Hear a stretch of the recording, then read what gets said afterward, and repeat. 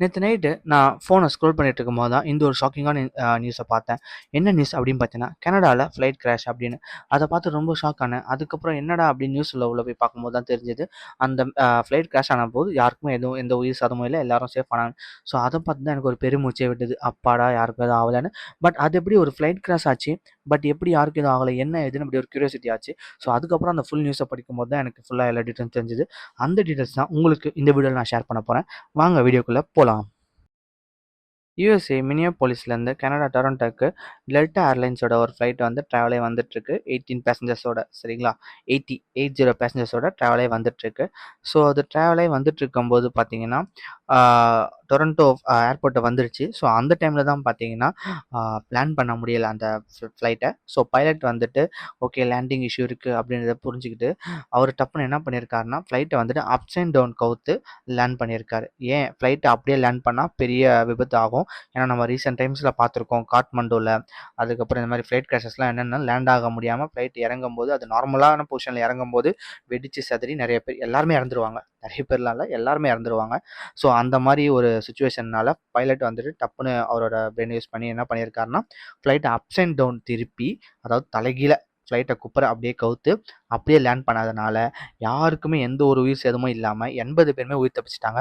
So இதுதான் ரொம்ப ஷாக்கிங்காக இருந்தது. எப்படி அது ஏன்னா இது வரைக்கும் நம்ம பார்த்த எல்லா ஒரு எப்படி சொல்கிறது பிளேன் கிராஷு எல்லாமே நம்ம நியூஸ்லாம் பார்க்கும்போது எல்லாருமே வந்துருவாங்க. அந்த பிளாக் பாக்ஸை கண்டுபிடிப்பாங்க. ஏன்னா அதில் தான் வந்து ஃபுட்டேஜ்லாம் இருக்கும், அதில் தான் எல்லாமே இருக்கும். ஸோ அதை கண்டுபிடிப்பாங்க. அந்த மாதிரி தான் இதுவும் நான் இந்த நியூஸை பார்த்தேன்னா ஐயோ அப்படி தான் நினச்சி அப்படின்னு நினச்சி உள்ளே வந்து பார்த்தேன். ஸோ அதுக்கப்புறம் எல்லாருமே சர்வே பண்ணிட்டாங்களே அது எப்படின்னும் போது இந்த அப்சைட் டவுன் டெக்னிக்கை நான் கவனித்தேன். இந்த அப்சைட் டவுன் டெக்னிக் மூலமாக அதை லேர்ன் பண்ணி அதுவும் அவ்வளோ ஈஸி இல்லை பண்ணுறது. அதுவும் அந்த டைமில் பைலட் அதை ரொம்ப இதுவாக யோசிச்சு, ஏன்னா அவங்க ட்ரைனிங்கில் அதெல்லாம் சொல்லி கொடுத்துருப்பாங்க. ஸோ அதெல்லாம் ரொம்ப ஈஸியும் இல்லை நம்ம சொல்லி. ஏன்னா இவர் பண்ணார்னா அப்போ எல்லா ஃப்ளைட்டும் பண்ணியிருக்கலாம், இது வரைக்கும் எல்லா ஆக்சிடென்ட்டும் தவிர்த்துக்கலாம்னா அது அவ்வளோ ஈஸியும் இல்லை, அது அவ்வளோ இதுவும் பண்ண முடியாது சரிங்களா. ஸோ அதை பண்ணி இத்தனை பேரை காப்பாற்றிருக்காரு அந்த பைலட் வந்து இப்போ அவங்க கணக்கெலாம் ஹீரோவாக தெரிவார். இந்த ஃப்ளைட் டெல்டா ஏர்லைன்ஸ் இருக்க இந்த ஃப்ளைட் வந்து பார்த்தீங்கன்னா 2013லேருந்து அவங்க கிட்ட இருக்கிறதாவும், இந்த ஃப்ளைட்டோட ஏஜ் அப்படின்னு பார்த்தீங்கன்னா ஒரு 15 இயர்ஸ் கிட்ட இந்த ஃப்ளைட் வந்துருச்சு அப்படின்ற மாதிரியும் சொல்கிறாங்க. ஸோ இவ்வளோ ஒரு எப்படி சொல்கிறது, ஏன்னா புரியுது எனக்கும். ஸோ பஸ்ஸு இது மாதிரி ஃப்ளைட்லாம் ரொம்ப காஸ்ட்லியாக இருக்கும். அதை வந்து டப்பு டப்புன்னு மாற்ற அடிக்கடி பழசு அப்படி இப்படின்னு மாற்ற முடியாது. அது அதோட ஏஜ்ன்னு ஒன்று இருக்குது. நமக்கு அவ்வளோவா அதை பற்றின நாலேஜும் இல்லை, ஒரு ஃப்ளைட்னா அது எத்தனை வருஷம் ஓடும் அப்படின்னு. பட் இயர்ஸ் வைஸ் பார்க்கும்போது 15 இயர்ஸ்ன்றது இது ரொம்ப வருஷங்கள் இந்த ஃப்ளைட் ரொம்ப ஓடிருக்கும். அதனால் டெக்னிக்கலாக உள்ள எதனா ஃபால்ட் ஆகிருக்க வாய்ப்பு இருக்குது. பட் நல்ல வேளை அந்த பைலட்னால வந்துட்டு எல்லாருமே தப்பிச்சாங்க.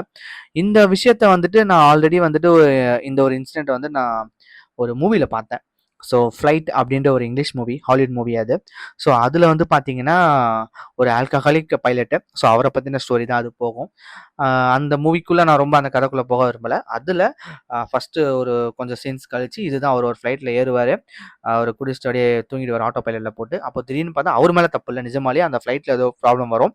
அப்போது அவர் டப்புன்னு அவர் பிரெயினை யூஸ் பண்ணி என்ன பண்ணுவார்னா கோ பைலட்டிட்ட சொல்லி எல்லா பேசஞ்சரும் உட்கார சொல்லி சீட் பெல்ட்டை போட சொல்லிட்டு அப்சைட் டவுன் திருப்பி லேண்ட் பண்ணி அப்படி அப்சைட் டவுன் திருப்பி லேண்ட் பண்ணும்போது உள்ள யாரோ 2 பேர் சீட் பெல்ட் ஏதோ போட்டிருக்க மாட்டாங்க. ஸோ அவங்க ஏர் ஹோஸ்டஸ் யாரோ அவங்க 2 பேர் மட்டும் இறந்துருவாங்கன்னு நினைக்கிறேன். அது மட்டும் எனக்கு கரெக்டாக ஞாபகம் இல்லை. அவரும் எல்லாரையும் காப்பாற்றுவார். நான் அதை மூவியில் பார்த்துட்டு என்னடா இது மூவிலலாம் இப்படிலாம் நடக்கும், நிஜ லைஃப் எப்படிலாம் நடக்கும், சும்மா பாடம்னா என்ன எடுத்து வைக்கிறானுங்க அப்படின்ற மாதிரி தான் நான் நினச்சேன். பட் அது ரியல் லைஃப்பில் நடந்தது வந்துட்டு எனக்கு நேற்று அதை பார்த்தோன்னே எனக்கு அந்த மூவி தான் ஞாபகம் வந்தது. ஃப்ளைட் 2012 ரிலீஸ் ஆன ஹாலிவுட் மூவி அது. ஸோ யாருனா டைம் இருந்தால் போய் பாருங்கள், ஒரு நல்ல மூவி தான் அது. ஸோ அந்த மூவியில் நடந்தது அப்படி ரியல் லைஃப் நடந்திருக்குன்னா அப்போ நிஜமாலேயே அந்த மூவி டேரக்டர் வந்து அவ்வளோ ரிசர்ச் பண்ணி பைலட்ஸ்க்கு இந்த மாதிரிலாம் இருக்குது, இதெல்லாம் சொல்லி தருவாங்க, அப்சைட் டவுன் கவுத்தா இந்த மாதிரி கிராஷ் ஆனால் எல்லாரையும் காப்பாற்றலாம், அந்த அளவுக்கு யோசிச்சிருக்காங்க. ஒரு அது ரியல் இன்சிடென்ட் இது பண்ணி எடுத்த மூவியானு எனக்கு கரெக்டாக தெரியல அது. பட் அதை நான் மூவியில் பார்க்கும்போது எனக்கு இதெல்லாம் நடக்காது ரியல் லைஃப்பில் அப்படி தான் எனக்கு தோணுச்சு. ஆனால் அதை ஒரு ரியல் லைஃப்பில் பண்ணி அந்த பைலட் வந்துட்டு பைலட் நேம் எங்கேயும் மென்ஷன் பண்ணலை. ஸோ பட் ஒரு 80 மெம்பர்ஸை காப்பாற்றிருக்காரு அப்படின்னும் போது ரொம்ப சந்தோஷமாக இருக்குது கேட்க, பரவாயில்ல அப்படின்ற மாதிரி. ஸோ அவ்வளோதான் ஃப்ரெண்ட்ஸ். ஸோ இந்த கனடா ஃப்ளைட் கிராஷை பற்றி யாருன்னா உங்கள் ஃப்ரெண்ட்ஸ் கேட்டாங்கன்னா அவங்களுக்கு இந்த வீடியோவை ஷேர் பண்ணுங்கள். உங்களுக்கு இந்த வீடியோ பிடிச்சிருக்குன்னு நினைக்கிறேன். மறக்காமல் லைக் அண்ட் சப்ஸ்கிரைப் பண்ணிவிடுங்க. Okay, thank you.